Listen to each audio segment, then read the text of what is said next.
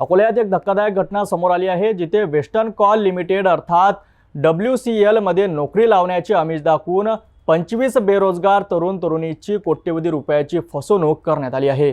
या प्रकरणात शिंदे गटाचे एका माजी आमदाराचे नाव समोर आल्याने खळबळ उडाली आहे। अकोला आणि आसपासच्या परिसरातील सुमारे 25 तरुण तरुणींना वेस्टर्न कोलफील्ड लिमिटेड म्हणजेच WCL मध्ये नोकरी मिळवून देण्याचे आश्वासन देऊन प्रत्येकी 10 लाख रुपयांची फसवणूक करण्यात आली आहे।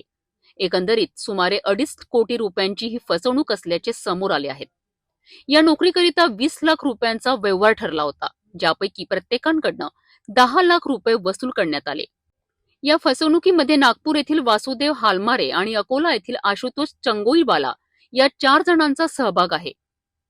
फसवणूक झालेल्या तरुणांच्या म्हणण्यानुसार त्यांना नागपूर येथे नेऊन एका नकली अधिकाऱ्याची भेट घालून देण्यात आली होती, ज्यामुळे त्यांना या योजनेवर विश्वास बसला।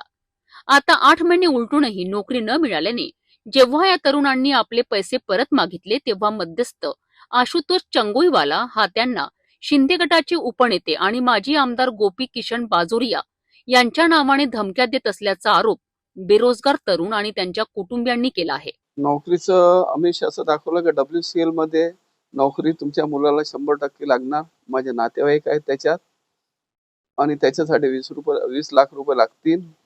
20 लाख रुपये सध्या नसतील तर तुम्हाला कमीत कमी 10 लाख रुपये तरी द्यावं लागेल। 10 लाख रुपये तर मी म्हटलं माझ्याजवळ नाही आहे, तरी मी 8 लाख रुपये त्यांना दिले। पहिले 5 लाख दिले, नंतर 1.5 महिन्यानंतर 3 लाख रुपये दिल्यानंतर नोकरी तर काही लागली नाही। वारंवार पैशाची मागणी केली। पैशाची मागणी केल्याबद्दल त्यांनी मला धवल दिली, तुमच्याकडून जे होत असेल ते करा। बाजोरिया सरांचा माझ्या डोक्यावर हात आहे, काय करायचं तुम्हाला करा। मी पोलीस स्टेशनला रिपोर्ट दिले। रिपोर्ट दिल्यानंतर काही आतापर्यंत प्रतिसाद मिळाला नाही सर। चेक मिळाला होता सर, त्यांनी चेक दिले होते, पण ते चेक बाउन्स झालं सर।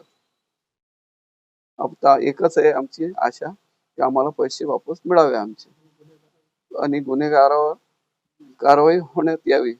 या आरोपांवर गोपी किशन बाजोरिया यांनी स्पष्टीकरण दिले आहे। तर ह्या प्रकरणामध्ये मला काही माहित नाही। नंबर 1, नंबर 2, हा पैसे देणारा कोण आहे, हा पैसे घेणारा कोण आहे हे मला माहित नाही। आशुतोष चंगोईवाला 20 वर्षापासून त्याच्या तोंड सुद्धा मी पाहिला नाही। इथं कोणीतरी राहतो, तो समाजाचा माणूस आहे, परंतु या पूर्ण प्रकरणाशी माझ्या काही देणं घेणं नाही। त्या दोन्ही हरामखोरांना माझ्या समोर, देणाऱ्यांना आणि घेणाऱ्यांना दोघांना माझ्या समोर आणा, दोघांना तात्काळ झाल्यानं हरामखोरांना आतमध्ये टाका। देणाराही गुन्हेगार आहे आणि घेणाराही गुन्हेगार आहे। माझ्या म्हणणं असं आहे, कोणत्याही भरोश्यावर त्यांनी का पैसे दिले आणि त्यांनी का पैसे घेतले। त्यांनी हे सर्व आरोप फेटाळून लावले आहेत। आशुतोष चंगोईवाला यांना आपण ओळखतो, पण गेल्या 5 वर्षांपासून त्यांच्याशी आपला कोणताही संपर्क नसल्याचे बाजोरिया यांनी म्हटले आहे। तसेच नागपूर येथील वासुदेव हालमारे यांना तर आपण ओळखतच नसल्याचे त्यांनी स्पष्ट केलेत।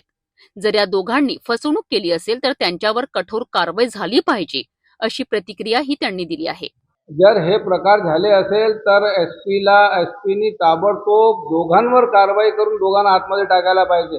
भ्रष्टाचार हा करणं, पैसे देणं हाही गुन्हा आहे आणि पैसे घेणे हेही गुन्हा आहे। दोघांना पकडा म्हणा, एसपीकडे तक्रार करा। माझ्याकडून तुम्ही जेव्हा प्रतिक्रिया घेतायत ना, तात्काळ आता एसपीकडे प्रतिक्रिया द्या की आमदार बाजोरिया, माजी आमदार बाजोरिया यांचं आम्ही भेटलो आणि सुस्पष्ट त्यांनी सांगितलं की पैसे देणं घेणं हे दोन्ही गुन्हे आहे।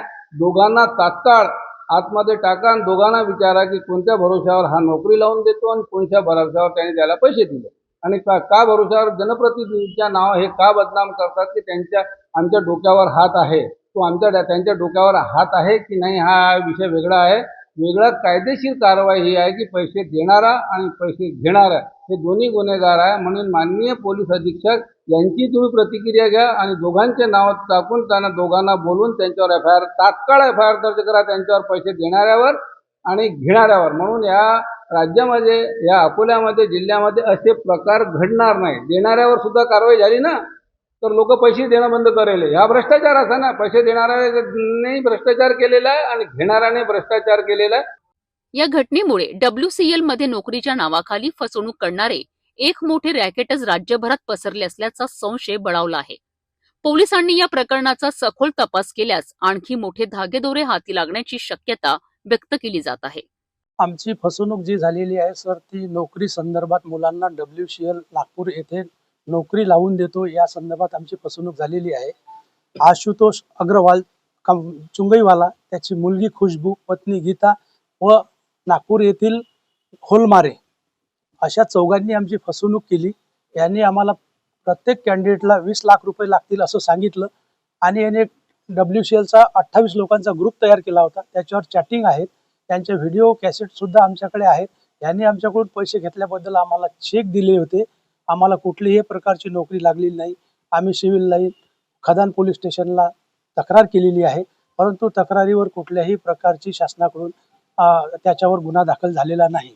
त्यानंतर आम्ही SP सरांनाही सुद्धा डिस्पॅचमध्ये लेटर दिलेलं आहे, तरी त्याच्यावर कुठलीही कारवाई झालेली नाही. आणि या प्रकरणामध्ये त्यांनी उलट आमचीच विजय चव्हाण नामक खदान येथील पोलीस मार्फत आम्हालाच फोन करायचा नाही, पैसे मागायचे नाही असं केलेलं आहे. ह्या प्रकारात आम्ही टोटल गोरगरीब लोक मुलांच्या बेरोजगारासाठी जीवनासाठी पैसे दिलेले आहेत. त्यामध्ये आमची फसवणूक झालेली आहे. ही घटना बेरोजगाराचा फायदा घेऊन लोकांची फसवणूक करणाऱ्या टोळ्यांवर प्रकाश टाकते. पोलीस या प्रकरणाचा तपास करीत असून लवकरच दोषीवर कारवाई होईल अशी अपेक्षा व्यक्त केली जात आहे.